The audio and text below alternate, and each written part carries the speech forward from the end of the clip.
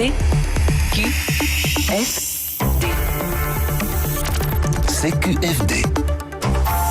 Merci d'être avec nous et bienvenue dans votre rendez-vous du débat et du décryptage. Une question ce soir sur la table. Va-t-on vers un Corona Pass en Belgique? Une sorte de passeport sanitaire qui, demain, pourrait vous permettre d'aller au resto, au cinéma, peut-être dans un festival, sans masque, dans un contexte sanitaire qui serait donc considéré comme sûr.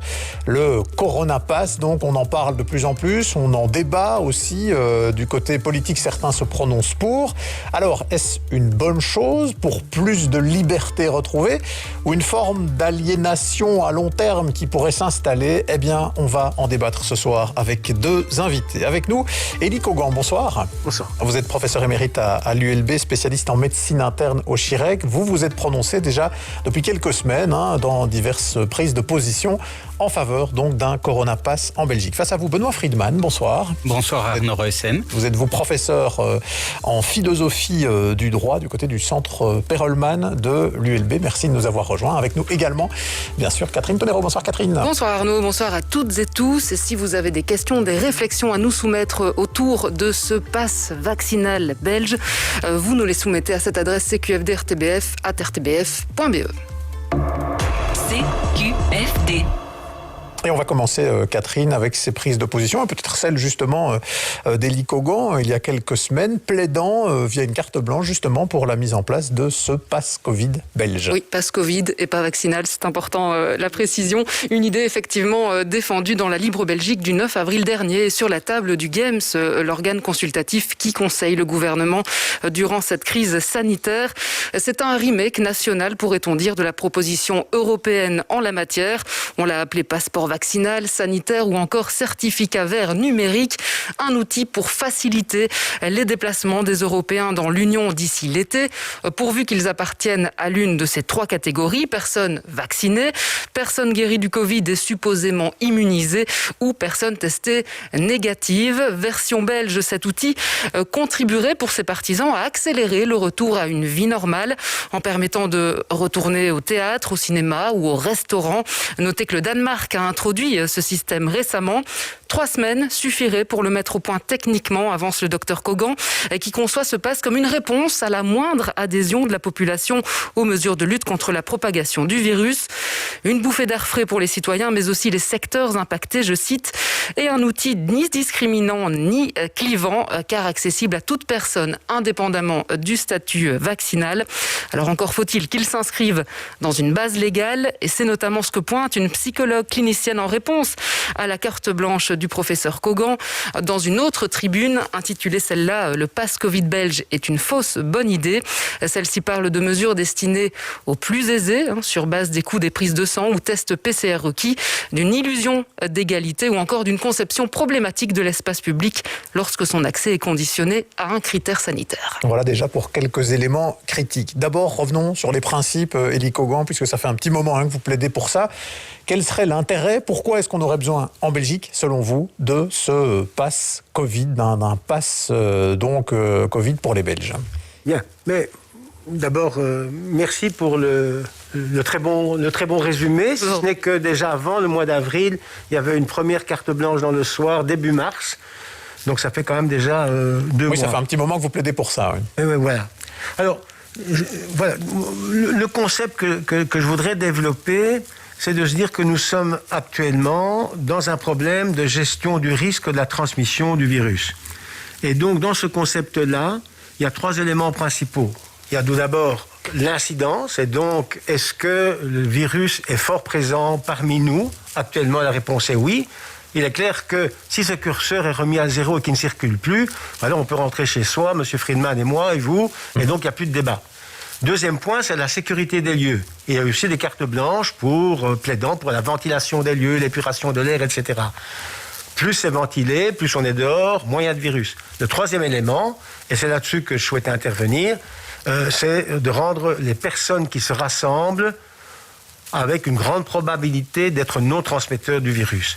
Et dans ce concept-là, compte tenu de la circulation actuelle du virus, et dans une des remarques qui avait été faite, c'est pas quelque chose qui est destiné à rester des mois ou des années, ça dépendra des autres curseurs, compte tenu de la circulation du virus et de certains lieux pour lesquels il y a un risque de transmission, je plaide effectivement pour un pass Covid tel qu'il a été défini, à savoir quelque chose qui n'est pas clivant, pas discriminant, dès lors que personne n'est laissé à la porte du restaurant. Les non-immunisés ont la possibilité de faire un test. Et concrètement, ça veut dire que les personnes auraient une sorte de code QR sur leur smartphone, par exemple, et devraient le présenter alors à l'entrée, ce code QR, disant qu'ils sont safe, en quelque sorte, c'est-à-dire qu'ils sont soit vaccinés, soit ils ont déjà fait la maladie, soit ils ont le matin, ils ont fait un test PCR ou test antigénique. Quand on pourra ils ont rentré les données quelque part, si bien qu'ils ont un code qui leur permet d'entrer. C'est ça, exact. Sans que la personne qui va vérifier ce code ne sache s'il est vert parce qu'il a été malade ou parce qu'il a été vacciné ou parce qu'il a fait un test, ça rentre dans le cadre de la confidentialité des données et finalement de la situation personnelle de la personne. Donc ça sera vert. Donc ça, c'est le principe. Est-ce qu'on en a encore vraiment besoin maintenant ? Parce qu'on nous parle aussi ces derniers jours d'une campagne de vaccination qui accélère à vitesse grand V et qui nous dit que courant juillet, on pourra avoir 80% des Belges qui ont reçu leur première dose, si on a suffisamment qui acceptent de se faire vacciner. Est-ce que du coup, ça n'arrivera pas un peu tard, ce pass Covid, pour peu qu'on en ait besoin, et qu'on on aurait déjà dépassé la situation que vous décrivez ? Alors, je pense que depuis le début de cette crise, on vit d'effet d'annonce en effet d'annonce. Et donc, je me réjouirais que toute la population soit vaccinée au mois de juillet. Je pense que ce ne sera pas le cas. Quand on parle d'immunité collective, c'est pas un tout ou rien. Parce qu'on annonce un chiffre, 70%, comme s'il y avait un chiffre miraculeux et qu'à ce moment-là, tout rentrait dans l'ordre. C'est pas vrai. C'est un long processus. On commence déjà à avoir maintenant des répercussions positives de la vaccination. Mais à 70% ou à 80%, le virus va continuer à circuler. Le tout, ça sera de voir à quel rythme et à quel moment on pourrait ne plus avoir besoin de ce type de passe pour pouvoir être non-transmetteur. Et donc, pour vous, dans l'état actuel des choses et pour les mois qui viennent, ce serait quelque chose d'utile à ajouter en Belgique. Benoît Friedman, qu'est-ce que vous en pensez, vous ? Est-ce que vous dites formidable, ça va permettre à ceux qui sont vaccinés ou testés positifs de retourner au resto, par exemple, dans des circonstances presque normales ? Moi, je dis qu'il faut réfléchir et comprendre de quel outil il s'agit. C'est quoi le Covid Pass ? C'est un mode de contrôle, un dispositif de contrôle qui va subordonner l'accès de toute personne à certains lieux publics à une attestation authentifiant certains éléments de son statut de santé. Donc, c'est un dispositif de gouvernance. Et dans un objectif qui est très louable, qui est un bien essentiel, c'est la santé publique, mais qui, clairement, sur sa face, porte atteinte à la liberté d'aller et venir, en créant un système de laissez-passer pour des lieux, encore une fois, publics. Alors pourquoi je dis qu'il faut réfléchir dans l'analyse coût-bénéfice, dont nous sommes très habitués maintenant sur un plan médical. Est-ce qu'il faut vacciner, s'il y a des risques, etc. Mais on doit faire cette analyse coût-bénéfice sur le plan politique, à la fois sur la santé, la liberté. Et le risque est le suivant, c'est que ce type de dispositif est fait pour rester et est fait pour s'amplifier dans ses applications. Je vous donne un exemple que tous les Belges comprendront. La carte d'identité a été instaurée par les Allemands en 1915. On n'est jamais revenu dessus et on a maintenant, aujourd'hui, des papiers infalsifiables avec des coordonnées biométriques et des puces dans les cartes. Eh bien, ce que vous allez avoir, et ça n'est pas une hypothèse, ça sera comme ça. Enfin, c'est une prédiction, évidemment, mais... C'est pas un procès d'intention, parce que là... Non, pas du tout. Les déclarations vont plutôt dans le sens de dire que c'est pour lutter contre l'épidémie. Oui, mais les déclarations d'intention n'ont rien à voir avec l'évolution technologique des choses. Ce qui va se passer, c'est qu'une fois... le Covid va circuler encore 2-3 ans. Puis on va dire, mais enfin, c'est qu'il y a d'autres maladies contagieuses dont le docteur Kogan pourra nous expliquer qu'elles sont en forte recrudescence et pour lesquelles il y a des vaccins. Comment ça se fait qu'on n'introduirait pas le même système? On sauverait des vies aussi, d'autant plus, moins le Covid circulera, plus les autres maladies se rappelleront à nous. Et puis, si vous contrôlez l'accès à un grand concert, dans un stade où, est-ce que vous ne pensez pas que ce serait quand même intéressant que les personnes fichées pour terrorisme ne puissent pas avoir une carte verte, et même que ce serait indispensable, que tout le monde aura cette idée, ou que l'accès aux camps de vacances ne soit pas vert mais rouge pour les personnes fichées pour pédophilie, que l'accès au débit de boissons au café soit restreint pour des personnes qui sont alcooliques et, en exagérant un peu, que l'accès des fromageries soit dénié à ceux qui ont des excès de cholestérol. Donc, ce qu'il y a, c'est que vous êtes amené dans... Il ne s'agit pas ici simplement de prendre des mesures pour permettre aux gens d'aller au bistrot et en vacances. Il s'agit d'un choix de société dans lequel on doit décider si on veut rentrer dans ce dispositif de surveillance et de laisser-passer pour l'accès à un certain nombre de choses ou non. Et personnellement, je pense que cette société, ce dispositif de surveillance, qui sera évidemment fondé sur des bases de données, c'est quelque chose qui comporte d'immenses dangers pour les libertés. Alors, on va faire réagir Élie Kogan dans un instant, mais c'est peut-être intéressant de s'arrêter quelques instants sur le projet européen, parce que ces questions-là, elles ont déjà été un peu posées au niveau européen et elles ont déjà enregistré certaines réponses. Catherine, on sait d'ailleurs que la Belgique va participer dès vendredi à la phase pilote du certificat Covid européen. Effectivement, première phase test de ce futur certificat qui doit faciliter, on le rappelle, les voyages des Européens dès l'été, car ce sont les États membres qui le délivreront et conserveront d'ailleurs les données. La Commission européenne espère rendre ce système opérationnel dès le 1er juin prochain pour les États membres qui seront prêts et avec tous les autres avant la fin juin, puisqu'il s'agit d'utiliser pleinement durant la saison estivale à venir. Alors début mars, le commissaire européen à la justice venait justifier le dispositif sur ce même plateau. On lui demandait justement si ce n'était pas là un précédent, un dangereux précédent. On écoute la réponse de Didier Reinders. On va faire un système temporaire. Ces données vont être des données liées à la pandémie de Covid. Une fois évidemment que l'OMS déclarera que l'on sort de la pandémie, on retrouvera la liberté de circulation sans autre considération, tout cela disparaîtra. Ce sera inscrit dans le texte dès le départ. Oui, il y a un et côté la seule chose sur laquelle on travaille, qui me paraît assez logique, c'est l'idée que l'on pourrait réactiver le mécanisme.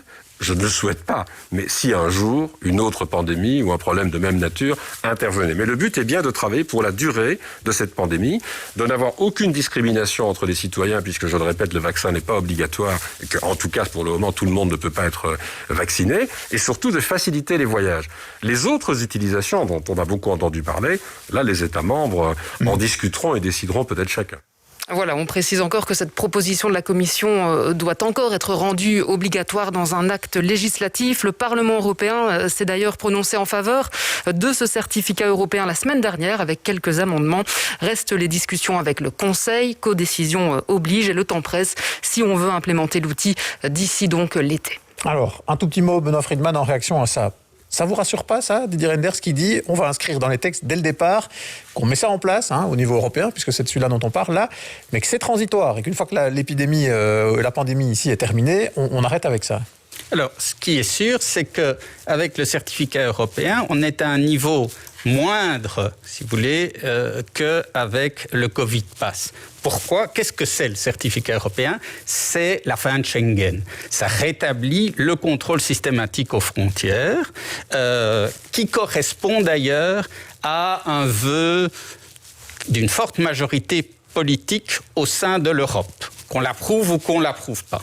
Donc c'est ça, en fait, le dispositif européen, pas en opposition avec ce qui est la politique européenne, qui est de favoriser au maximum la liberté de circulation. Donc, mais ce que vous voyez, c'est que en réalité, vous avez M. Reinders qui annonce ceci, avec un outil qui est strictement semblable. C'est la même technologie, on a bien compris, il ne faut pas être grand informaticien pour ça. Voilà une application européenne qui sera temporaire, qui portera là-dessus. Monsieur Kogan, ou ceux qui le mettront en place, bien entendu, toujours le même outil, mais avec d'autres fonctionnalités. Donc, vous voyez bien, c'est la même technologie. Et ailleurs, les compagnies aériennes, on pourrait parler de l'accès au transport, les compagnies aériennes, indépendamment de l'Union européenne et du pass, elles ont mis en place un même système, la même technologie qui est obligatoire dès que vous voulez prendre l'avion. On pourrait très bien le faire pour le train ou pour le bus aussi. Donc, ce qu'il faut bien comprendre, c'est que la technologie, elle est là. Et ça conforte ce que je vous disais tout à l'heure. Après, on y met tel ou tel usage en fonction des circonstances. Mais la même technologie est en place pour pouvoir généraliser cette surveillance. Bon, Élie Kogan, on va vous faire réagir sur tout ça. Oui. La grande crainte de Benoît Friedman, c'est de dire, bon, ok, ici on le fait, on le justifie par des raisons sanitaires, mais on a un système qui s'installe, et demain une société où il faut présenter un pass pour des raisons sanitaires et pour peut-être plein d'autres raisons dans les différents lieux, les différents pays où on se rend. Mais les craintes de M. Friedman, ou en tout cas l'attention qu'il porte à ces éléments-là, ne sont pas illégitimes. C'est pour cela que ce type d'outil doit être encadré à la fois par des considérations éthiques qu'on n'a pas encore évoquées et par des considérations légales.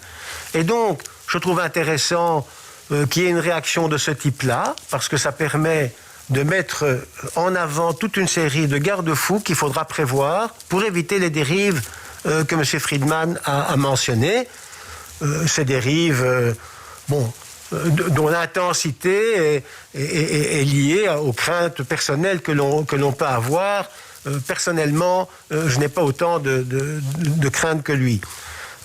Et donc, le problème et la question que je pourrais lui retourner est de savoir, dans une situation telle qu'on la vit maintenant, où les contraintes et les entraves à la liberté sont extrêmement importantes, et de mon point de vue, trop importantes, est-ce qu'il n'est pas légitime d'imaginer un outil qui permette progressivement, en l'adaptant à la situation sanitaire, de retrouver des libertés. Et c'était ça qui m'a poussé au départ à proposer ce pass Covid, à la fois pour les personnes, mais à la fois également pour l'économie asphyxiée par les différentes fermetures.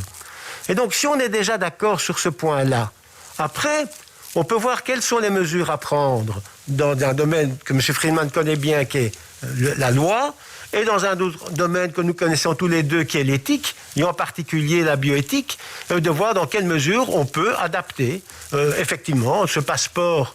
Le terme a déjà été mis de côté parce qu'il avait une mauvaise connotation. Ce pass Covid, appelons-le comme ça, européen pour les voyages, ça a été défini, mais également pour toute une série d'applications qu'il faudra définir. Et donc, en fonction des lieux, qui était un de mes cercles dans mon schéma, en fonction des lieux, il pourrait être ou ne pas être nécessaire, ou ne plus l'être à un moment donné, en fonction des autres éléments. Benoît Friedman, un mot là-dessus, parce que c'est important. Vous dites, c'est une restriction de liberté si on doit avoir un pass pour pouvoir maintenant se rendre dans différents lieux. Élie Kogan nous dit, et c'est vrai que beaucoup de Belges se le disent aussi, si on peut retourner dans les restos où on ne peut pas aller pour le moment, est-ce que ça ne va pas nous permettre plutôt de retrouver de la liberté ? D'abord, un mot sur l'intention. Je ne mets évidemment pas du tout en cause, et je partage les excellentes intentions de M. Kogan ou même de M. Reinders. Mais il y a un philosophe écossais très savant sur ces questions qui a dit « La société n'est pas le produit des intentions des hommes, mais de leurs actions ». Donc, les intentions comptent peu dans l'évolution sociale. Et en ce qui concerne le choix à faire, moi, je pense que le confinement touche à sa fin. Il y a des facteurs de santé, il y a évidemment des facteurs politiques. Tout observateur de la vie politique et qui connaît un peu les sociétés sait que ça va se terminer. Que le choix, me semble-t-il maintenant, est plutôt entre où on libère ou on libère avec le pass. Si on libère sans le pass, on aura plus d'infections et on ira au total plus de morts. Enfin, je parle sous le contrôle, évidemment, du docteur Kogan. La question est de savoir si ce bénéfice-là vaut le risque d'introduire ce dispositif de surveillance, où là, c'est plutôt ma spécialité et où je vous dis, bien entendu, que le dispositif en place va poser des problèmes. Et l'idée qu'on pourrait le baliser avec avec un texte de loi ou un comité d'éthique est, donc toute l'expérience le montre, une garantie de papier complètement illusoire qui ne résistera pas du tout à la force de l'outil. Donc pour vous, si on enclenche ça, c'est quelque part une autre société, même si ça vient un petit pas qui pourrait se mettre en place. En un mot, Benoît Friedman. En un mot, oui, c'est le risque, et c'est un risque que je qualifierais de très élevé. Bon. Il y a aussi d'autres enjeux encore qui se posent par rapport à ce pass, pointé par certains critiques, c'est l'enjeu de la fracture numérique, Catherine. Oui, rapidement, l'hébergement de ces données sur une application soulève évidemment cette question de la fracture numérique, puisque pour s'en servir, il faut avoir accès à Internet, posséder un smartphone, mais aussi savoir s'en servir. Or, le numérique dont la crise a renforcé l'utilisation reste un concept pour de nombreux Belges. On estime que 40% de la population, toutes catégories sociales confondues, sont aujourd'hui en situation de vulnérabilité numérique en Belgique. Alors 40%, dont 32% de personnes disent avoir de faibles compétences en la matière et 8% n'utilisent carrément pas Internet et ne recourent donc pas aux services numériques. Dans la revue Société en changement, 2 sociologues de l'UCL mettent en garde. Une numérisation grandissante des services d'intérêt général pourrait mener à une augmentation, je cite, des non-recours aux droits sociaux, avec le risque d'accroître in fine discrimination et inégalité. Eddy Kogan, sur cet enjeu-là, oui. À la fois de la fracture numérique et puis aussi de l'inégalité qu'il pourrait y avoir entre ceux qui sont vaccinés pour qui ce serait assez simple et d'autres qui, pour les raisons qui leur appartiennent, décident de ne pas le faire et qui devraient, chaque fois qu'ils veulent aller prendre un verre au bar, aller faire d'abord un test pour pouvoir valider leur passe. Okay, donc c'est deux problèmes, mais clairement différents. Sur le premier problème, tout dépend comment, quant à l'aspect quantitatif, on mesure cette fracture numérique. Si vous la mesurez en l'accès à Internet, vous aurez un chiffre très différent que si vous la mesurez à qui possède un smartphone et surfe sans avoir... Mais c'est parfois sur les connaissances, les compétences, etc. Et ça, on voit bien que déjà, rien que pour s'inscrire à la vaccination, ça a posé plein de problèmes. Donc on pourrait les connaître aussi ici. Exact. Mais donc, de ce point de vue-là, il faut savoir qu'il y a des aides, d'ailleurs, au numérique, au niveau des aides sociales dans toutes les communes. Et donc, on peut pallier à cet élément-là. Deuxièmement, et ça a été fait au Danemark également, on n'a pas nécessairement l'obligation de dégainer son smartphone. Il y a une formule papier qui existe et qui peut être tout aussi sécuritaire. Donc, par rapport à cet élément-là, je pense qu'on est plus sur une problématique... Sur l'autre enjeu, sur le fait que certains qui ont refusé ce qu'ils ont le droit de se faire vacciner, devraient aller se faire tester tout le temps, simplement pour aller au café. Donc, je prends l'exemple du Danemark parce que ça marche bien là-bas. Au Danemark, c'est 500 000 tests par jour, ils vont monter à 700 000. Alors, ce n'est pas des traumatismes nasopharyngés pour tous, c'est minimum. C'est 1/3 de PCR et 2/3 de tests antigéniques. Alors, si je rentre dans ces précisions-là, c'est également par rapport à l'importance, de la facilité de réaliser ces tests. Ce n'est pas le cas encore actuellement en Belgique. Il faudrait le diffuser, ça pourrait être très simple. 2, par rapport au coût. Le coût d'un test antigénique, c'est au prix coûtant 4,25 €. Comme je disais à M. Vervoort dimanche, en négociant, on pourrait l'avoir à 3,50 €. Oui, mais il faut que ça soit gratuit. Donc ça veut dire que les autorités devraient payer tous ces tests qui seraient faits par ceux qui ont choisi de ne pas se faire vacciner. Devraient payer tous ces tests. Et le coût de tous ces tests, même à grande échelle à la danoise, est très certainement inférieur au retentissement économique des droits passerelles, etc. Réaction brève, Benoît Friedman, puis on en vient aux questions du public. Oui, moi je suis d'accord pour une autre raison avec M. Kogan, que ce n'est pas un problème de fracture numérique, parce que ce que vous allez avoir, c'est en réalité un appareil qui va devenir obligatoire et qui sera votre nouvelle carte d'identité. Avec votre carte d'identité et ce qui ressemble à un GSM ne feront plus qu'un seul objet et là-dedans, vous aurez l'ensemble de vos statuts et de vos accès. Deuxième point, ce qui m'inquiète davantage que la fracture numérique, c'est la fracture générationnelle. Qui va au café, au resto, au bowling, au cinéma, au concert, en voyage? Les jeunes. Et donc, c'est eux qui, à la fois, ont le moins de nécessité de se faire vacciner et qui vont être le plus sous pression dans le système. Or, il y a déjà eu un impact très fort en termes sur les jeunes. Et nous n'avons pas besoin, et on doit faire très attention aux conflits de génération qui s'annoncent sur le plan politique et qui peuvent produire des effets très délétères du même ordre que des effets de santé publique. Bon, allez, on va allonger un petit peu l'émission parce qu'il y a beaucoup de questions et prendre 3 minutes pour y répondre, Catherine. En tout cas, autant de pour que de contre ce pass Covid belge sur la page Facebook de La Première. Discriminatoire et à l'encontre de nos libertés, dit l'un. Rien d'anormal à cela si c'est pour enfin être libre de bouger, dit l'autre. Alors en Belgique, on le sait, l'idée divise la classe politique.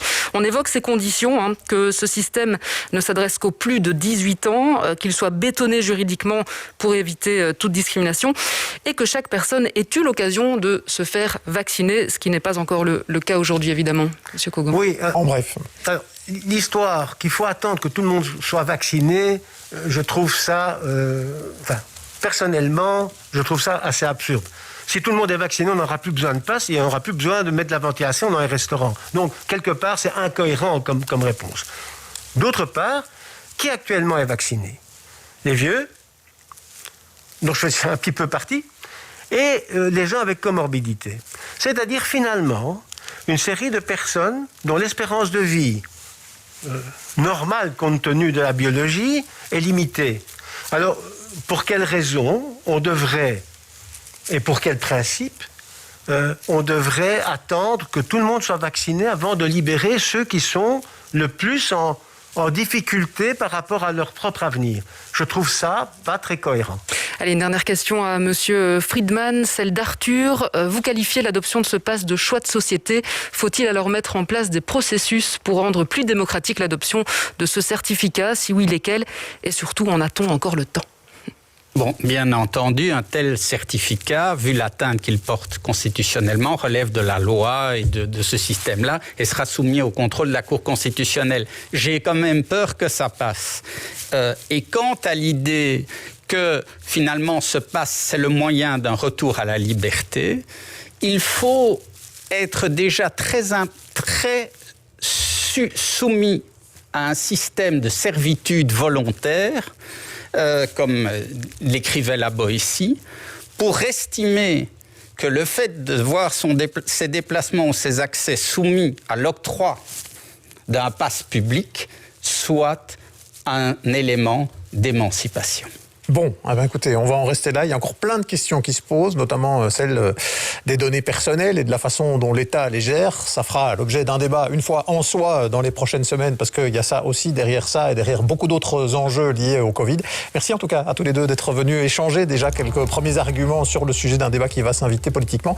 Merci aussi Catherine Tonero et à toute l'équipe en coulisses de ce CQFD, un poil plus long que d'habitude. Merci beaucoup. CQFD.